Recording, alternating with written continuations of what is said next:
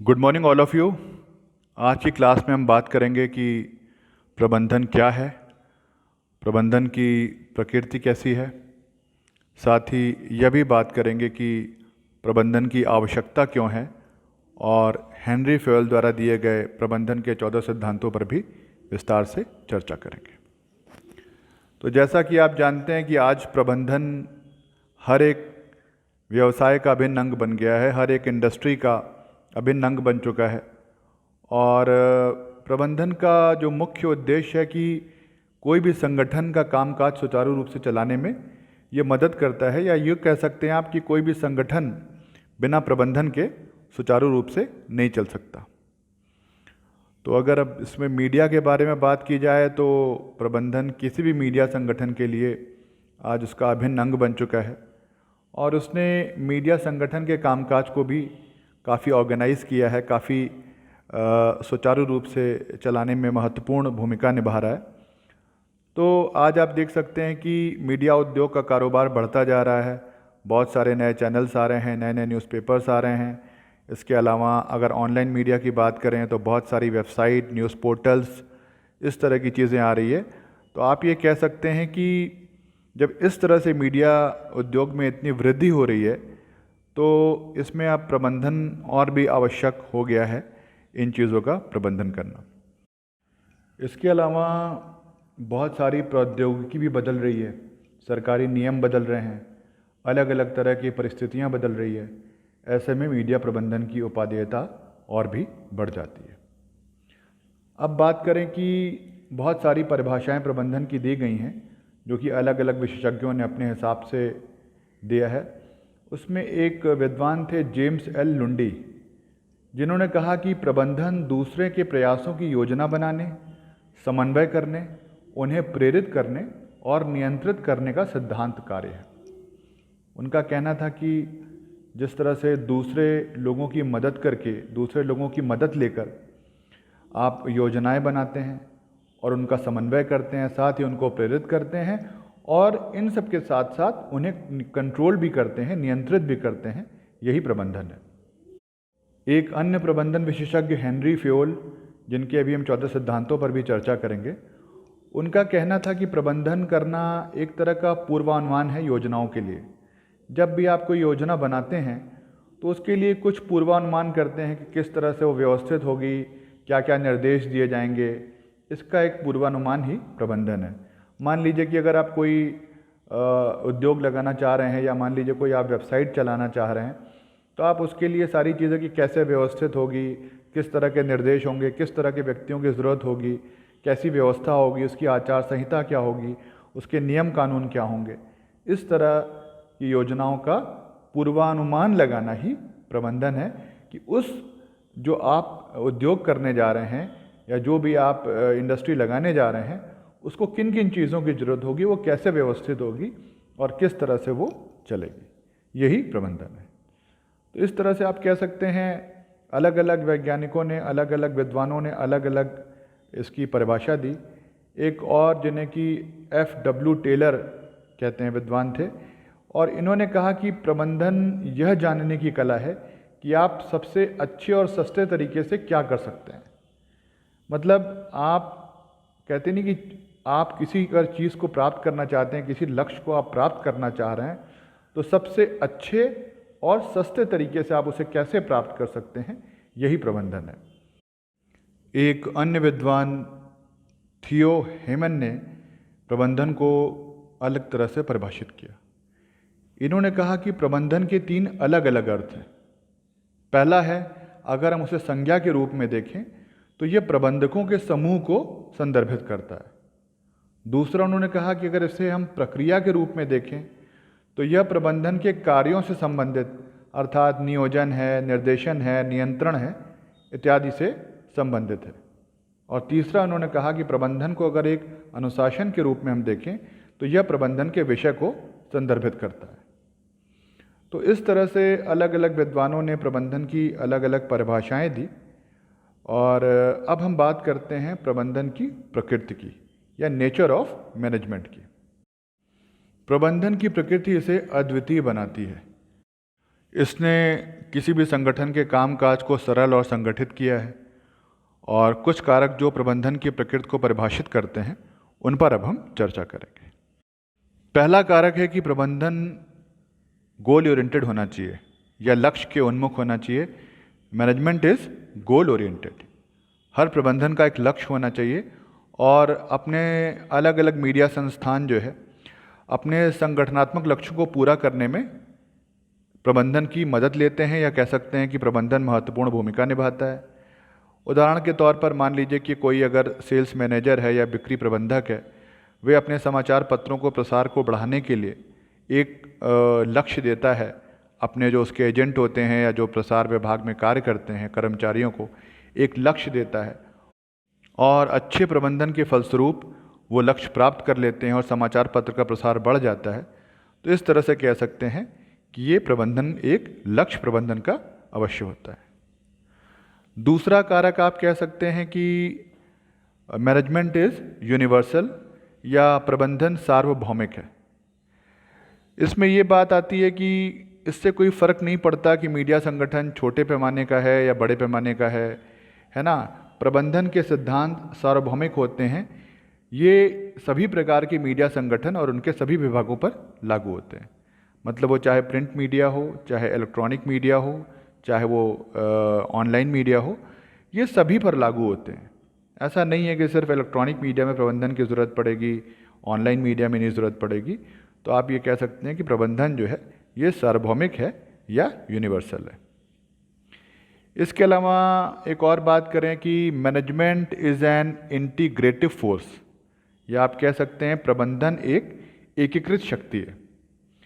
इसका मतलब ये हुआ कि विभाग जो होता है कोई भी, उसकी सभी गतिविधियां एकीकृत होती हैं। उदाहरण के लिए अगर समझाने की बात की जाए तो प्रिंट मीडिया में संपादकीय विभाग उत्पादन के साथ जुड़ा हुआ है और उत्पादन जो है वो प्रोडक्शन के साथ जुड़ा हुआ है और प्रोडक्शन जो है वो जुड़ा हुआ है सर्कुलेशन के साथ में कि भाई प्रोडक्शन होगा, प्रोडक्शन के बाद सर्कुलेशन के लिए, उसके वितरण के लिए कार्य किया जाएगा जिससे कि प्रिंट आउटलेट दिया जा सके लोगों को और लोगों के घरों में न्यूज़पेपर पहुंच सके। तो आप ये कह सकते हैं कि ये एकीकृत शक्ति है। अगर संपादकीय विभाग पेपर का ढांचा नहीं तैयार करेगा, उसमें फ़ोटो वगैरह लगा के उसकी पेज मेकिंग नहीं करेगा, तब भी वो काम पूरा नहीं हो पाएगा। उसके साथ ही साथ जब वो उसका न्यूज़पेपर का पूरा पेज तैयार हो जाएगा तो वो जाएगा, उसको छपने के लिए जाएगा, तो वो भी है कि वहाँ से एक निश्चित समय के अनुसार वो छपने के लिए चला जाए और फिर छपने की प्रक्रिया भी एक तरह से पूरी तरह से ऑर्गेनाइज्ड होनी चाहिए, संगठित होनी चाहिए कि भाई वहाँ से न्यूज़पेपर छप के और वितरण के लिए समय से निकल जाए। तो इस तरह से आप कह सकते हैं कि ये कोई मतलब अलग अलग नहीं है, ये एकीकृत शक्ति है, या आप ये कह सकते हैं कि ये एक इंटीग्रेटिव फोर्स है जिसमें कि सभी का बराबर का योगदान है। अब बात करें कि कुछ लोग कहते हैं कि प्रबंधन एक सामाजिक प्रक्रिया है। बिल्कुल सही बात है कि प्रबंधन लोगों द्वारा, लोगों के माध्यम से और लोगों के लिए किया जाता है। यह एक सामाजिक प्रक्रिया है क्योंकि इसमें पारस्परिक संबंध बहुत महत्वपूर्ण भूमिका निभाते हैं। अगर कर्मचारियों के बीच में अच्छे सामाजिक संबंध होंगे तो उत्पादकता में वृद्धि होगी, कर्मचारी एक सोच के साथ काम कर सकेंगे, ये भी बहुत इम्पॉर्टेंट है। तो इस तरह से आप कह सकते हैं कि एक सामाजिक प्रक्रिया भी है प्रबंधन, जिसमें कि अगर सभी में तालमेल और सामंजस्य होगा तभी अच्छी तरह से क्वालिटी वाला प्रोडक्ट निकल सकेगा या उत्पाद की गुणवत्ता तभी बढ़ सकेगी और तीव्र गति से काम हो सकेगा। प्रबंधन की एक और प्रकृति है कि भाई ये बहुविषयक है। इसमें भले ये अलग अनुशासन के रूप में, अलग डिसिप्लिन के रूप में पढ़ाया जाता है या बताया जाता है, लेकिन इसमें कई सारे जैसे सोशोलॉजी है, साइकोलॉजी है, इकोनॉमिक्स है ना, इस तरह कई सारे विषय आपस में जुड़े होते हैं। तो क्या करता है प्रबंधन, इन सभी विषयों और विचारों की अवधारणाओं को जोड़ता है और इनका उपयोग मीडिया संगठन के लिए किया जा सकता है। उदाहरण के तौर पर अगर हम कर्मचारियों की बात करें तो उनके मनोविज्ञान को समझ के उनके अनुसार काम करें, उन्हें एक ऐसा वातावरण दे सके जिससे कि वो आराम से काम कर सकें, कंफर्ट जोन से काम कर सकें, उन्हें कोई ऐसा तनाव में काम ना करें जिससे कि उस कार्य की गुणवत्ता जो है वो अच्छी हो सके। इसके अलावा ये भी कहा जाता है कि प्रबंधन एक सतत प्रक्रिया है। Management is a continuous process. कि ऐसा नहीं है कि आज प्रबंधन कर लिया, कल नहीं किया, परसों कर लिया, ऐसा नहीं है। ये एक सतत प्रक्रिया है। आप ये कह सकते हैं कि प्रबंधन में मुख्य रूप से 4 कार्य शामिल होते हैं। पहला नियोजन, दूसरा आयोजन, तीसरा निर्देशन और चौथा नियंत्रण। तो आप ये कह सकते हैं कि एक प्रबंधक को मीडिया संगठन की सभी गतिविधियों की योजना और व्यवस्थित करना होता है। मतलब आप ये कह सकते हैं कि योजना बनाना और उस योजना को के अनुसार काम हो सके ऐसी व्यवस्था करना। आप अपने जो आपके अंडर में जो लोग काम कर रहे हैं उन्हें प्रॉपर दिशा देना पड़ता है, उन्हें डायरेक्शंस देने पड़ते हैं, निर्देश देने पड़ते हैं और उनकी गतिविधियों पर नियंत्रण भी करना होता है कि कोई मजदूर अगर इस तरह से कोई कर्मचारी है वो ढंग से काम करे, अगर उसे कोई चीज़ नहीं आता तो वो सीख ले। तो आप ये कह सकते हैं एक अनुशासन भी बना के रखना है। तो ये सारा मामला जो है ये प्रबंधन का है। और ये भी है कि प्रबंधक को इन कार्यों को लगातार करना पड़ता है। इसलिए मीडिया प्रबंधन का काम एक बार का मामला नहीं है। ये एक सतत प्रक्रिया है जो समय समय पर यह आवश्यक है कि वो सभी बिंदुओं पर प्रबंधक ध्यान देता रहे और ये कभी ना खत्म होने वाली प्रक्रिया है। इसे लगातार करना पड़ता है। और ये अंतिम कारक है मैनेजमेंट का कि मैनेजमेंट इज़ इनटेंजिबल या प्रबंधन अमूर्त है। प्रबंधन एक ऐसी अदृश्य शक्ति है जिसे देखा नहीं जा सकता है, लेकिन इसकी उपस्थिति को परिणामों के रूप में महसूस किया जा सकता है। हालांकि प्रबंधन का कार्य करने वाले और प्रबंधक तो मूर्त होते हैं, लेकिन प्रबंधन आपको कहीं दिखाई नहीं देगा, सिर्फ आप उसे महसूस कर सकते हैं। परिणाम अगर अच्छा प्रबंधन है तो सफलता और विफलता के रूप में हो सकता है। यदि संगठन में अच्छा उत्पादन, अच्छा लाभ और अच्छा अनुशासन है तो यह सफलता, और इसके विपरीत अगर अच्छा अनुशासन और अच्छा उत्पादन नहीं है तो विफलता होगी। तो प्रबंधन की इन बुनियादी बातों पर हमने चर्चा किया। इसके अलावा कुछ और भी विशेषताएं हैं जो मीडिया प्रबंधन के लिए प्रासंगिक हैं कि प्रबंधन भी एक कला है, एक विज्ञान है, एक पेशा है। प्रबंधन विज्ञान इसलिए है क्योंकि इसमें तर्क की आवश्यकता होती है, और यह कला इसलिए है कि इसमें ज्ञान के कार्यान्वयन की बात आती है। और कभी कभी प्रबंधन प्रशासन के साथ भ्रमित होता है, लेकिन यह प्रशासन से अलग होता है। प्रशासन में नीतिगत निर्णय लेना शामिल है इसमें। प्रबंधन इसके लिए निर्धारित लक्ष्यों और उसका प्रबंधन करता है।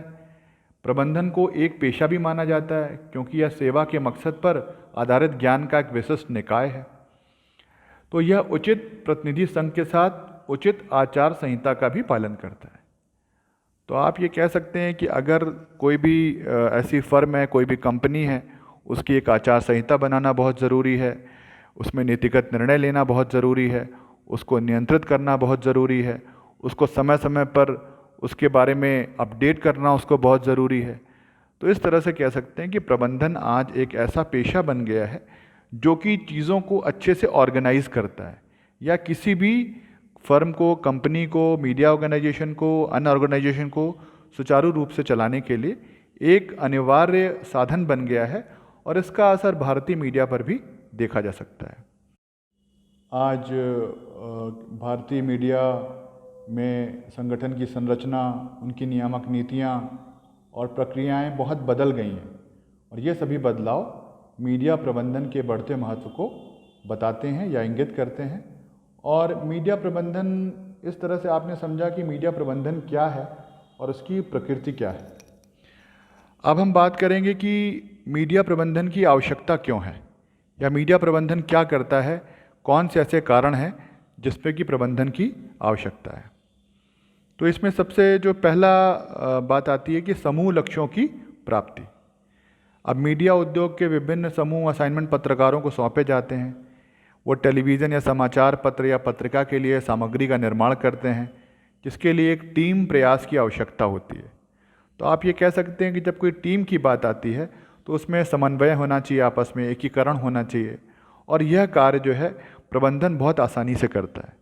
तो आप ये कह सकते हैं कि जब समूह लक्ष्यों की प्राप्ति की बात आती है और उन सब के बीच में उचित समन्वयन और एकीकरण हो जाता है, उसके कर्मचारियों के बीच में, उसकी जितने भी ऑर्गेनाइजेशन स्ट्रक्चर है, जो भी उसका संगठनात्मक ढांचा है, उनके बीच में आपस में जब समन्वय होता है तो आप ये कह सकते हैं कि जो भी इच्छित लक्ष्य हैं या जो समूह लक्ष्य हैं उसे आसानी से प्राप्त किया जा सकता है।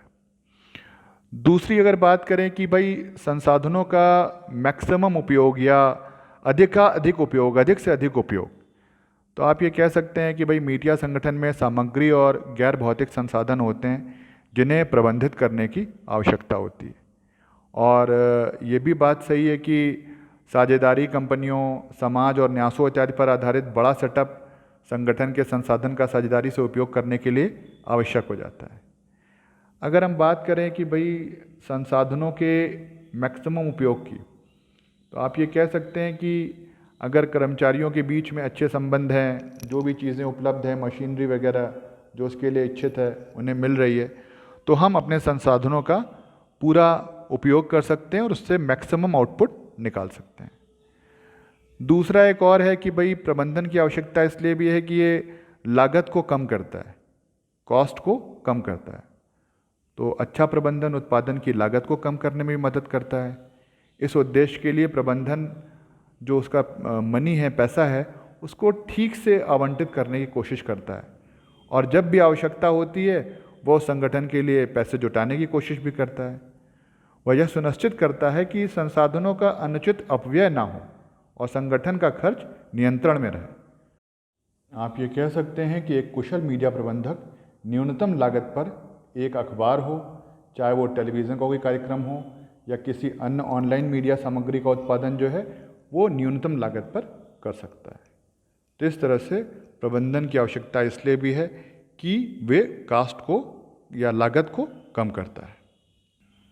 प्रबंधन की एक अन्य आवश्यकता है कि वो अपने संगठन को संपन्न करता है, उसको मजबूत करता है, एक अच्छा स्थायित्व देने में काम करता है। तो आप ये कह सकते हैं कि इसके लिए क्या है कि प्रबंधन का उद्देश्य संगठन के उद्देश्य के अनुरूप होना चाहिए, ताकि एक ऐसे संगठन, एक संपन्न संगठन, एक मजबूत संगठन का निर्माण किया जा सकता है। एक और बात यहाँ पे कहनी बहुत ज़रूरी है कि वहाँ पे जो वरिष्ठ हैं, वरिष्ठों और अधीनस्थों के बीच प्रभावी अधिकार और जिम्मेदारी संबंध विकसित किया जाना चाहिए।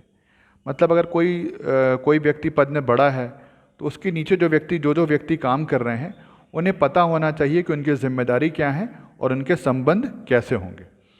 और इसे प्राप्त करने के लिए यह भी स्पष्ट होना चाहिए कि कौन किसके प्रति जवाबदेह है और कौन किसको निर्देश दे सकता है। तो आप ये कह सकते हैं कि मीडिया संगठन के कामकाज को विभिन्न विभागों में विभाजित किया गया है और प्रत्येक विभाग एक वरिष्ठ मीडिया पेशेवर के नेतृत्व में और उसके तहत कई अन्य जूनियर मीडिया पेशेवर हैं। तो इस तरह की प्रणाली जवाबदेही और जिम्मेदारी की स्पष्टता सुनिश्चित करती है। यह आगे कर्मचारी और उनके वरिष्ठों के बीच सौहार्दपूर्ण संबंध के साथ एक मजबूत संगठन बनाने में मदद करती है। उदाहरण के तौर पर अगर बात की जाए प्रिंट मीडिया की, तो आप ये कह सकते हैं कि एडिटोरियल डिपार्टमेंट है, उसमें बहुत सारे उप संपादक होते हैं, संपादक होते हैं, रिपोर्टर होते हैं, डेस्क इंचार्ज होते हैं, पेज मेकर होते हैं, और जो अन्य विभाग हैं, सर्कुलेशन डिपार्टमेंट हो या डिस्ट्रीब्यूशन डिपार्टमेंट हो या छपाई डिपार्टमेंट हो, मुद्रण विभाग हो, तो हर एक का एक बॉस होता है और जो कि उस विभाग का काम को सुचारू रूप से संचालित करता है और साथ ही साथ जो उसके अंडर में जो लोग काम करते हैं उनको पता रहता है कि मेरी क्या जिम्मेदारी है और मेरी किसके प्रति जिम्मेदारी है। इस चीज़ की स्पष्टता जो है वो संगठन को मजबूत बनाती है। तो ये बहुत आवश्यक है कि हर व्यक्ति को पता रहे कि उसकी क्या जिम्मेदारी है और उसको किसको रिपोर्ट करना है या किससे उसको सलाह लेनी है, किससे उसको निर्देश लेना है, ये चीज़ स्पष्ट होना चाहिए। अब बात करते हैं एक और अन्य कारण की जो प्रबंधन की आवश्यकता को बल देते हैं, ये कि राष्ट्र का विकास। तो मीडिया उद्योग को उचित प्रबंधन से संसाधनों का अधिकतम उपयोग होता है और यह गुणवत्ता मीडिया आउटलेट का उत्पादन करेगा और न्यूनतम लागत पर संगठन को लाभ की ओर बढ़ाएगा। तो इस प्रकार आप कह सकते हैं कि एक अच्छा मीडिया संगठन अपने कर्मचारियों के लिए जीवन स्तर का एक अच्छा मानक होगा।